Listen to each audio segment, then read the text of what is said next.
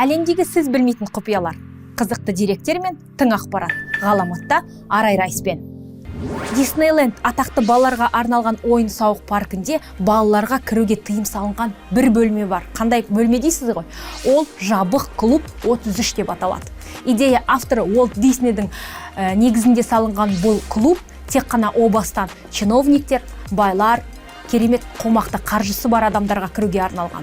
Алайда кейін тек кез келген қомақты қаржысын алдын ала төлем беріп жасалатын адам кіруге мүмкіндік алған бөлме.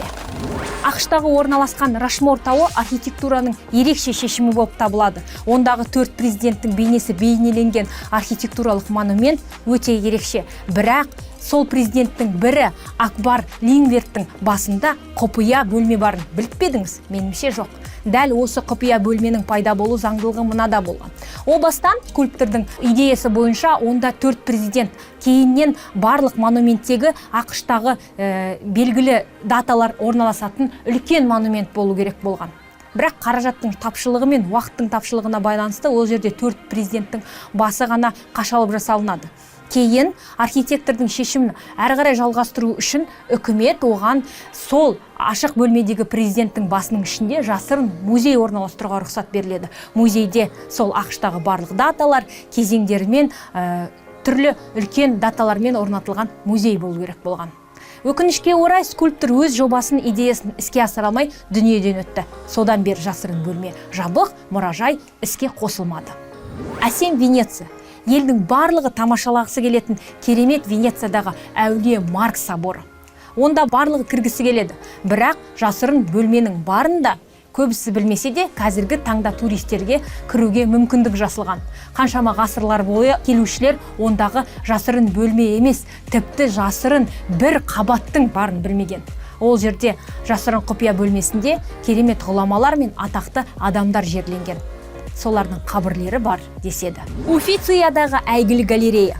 Онда Леонардо да Винчи, Боттичелли сияқты ғұламалардың атақты картинасы бар. Бұл галереяда сіз білмейтін құпия бөлме тұрмақ түгілі үлкен дәліз бар.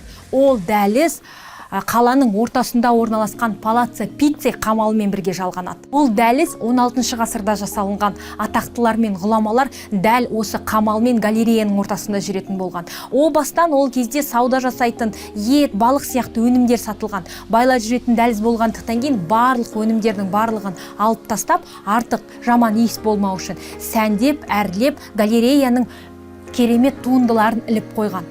Алайда бұл дәліз екінші дүниежүзілік соғыста бомбалардың үйінді астында қалып қираған. Қазіргі уақытта осы дәлізді қайта реставрация жасап, архитекторлар өңдеу үшін жұмыс жасап жатыр. Әзірге дәліз ашылмады. Нью-Йорк қаласындағы орталық вокзал. Вокзал ол келіп кетушілерге арналған ғана ғимарат емес. Нью-Йорк қаласындағы үлкен вокзалды архитектуралық шешім ретінде көптеген туристер келіп тамашалайды. Алайда дәл сіздің үстіңізде теннистік корт бар екен, және теннис ойнайтын сіз білмеуіңіз мүмкін. Орта ғасырда салынған теннис кортында әлі күнге дейін ойын ойнайтын тағы бір жоғарғы қабат бар. Егер Нью-Йорк қаласына барсаңыз, міндетті түрде сол теннис кортын көріңіз. Біздің арнаға лайк басып, комментарий қалдыруды ұмытпаңыз. Нью-Йорк қаласындағы әйгілі үлкен кітапхана. Барлығы осы кітапханаға барып, кітаптарды жалпы тарихымен танысқысы келеді. Алайда бұл кітапхананың жоғарғы жағында пәтер барын біліп пе едіңіз? Егер білсеңіз, дәл сіз сол пәтерде тұрып көргіңіз келетіні анық. Бұрын осы кітапхана салынғанда, о баста екінші қабатта арнайы пәтерлер де салынған. Бұл пәтерлерде сол кітапханада қызмет ететін қызметкерлер тұрған болатын. Кейін ол кітапхананың қызметкерлерге арналған үй тек қана складтар мен керек емес кітаптарды сақтайтын бөлмелерге айналған. Құпия бөлмелермен ерекше дәліздер. Енді сіз ешкім білмейтін ақпараттармен, тың деректермен хабардар болдыңыздар. Егер арнамыз ұнаса, подписка жазып, лайк басуды ұмытпаңыздар.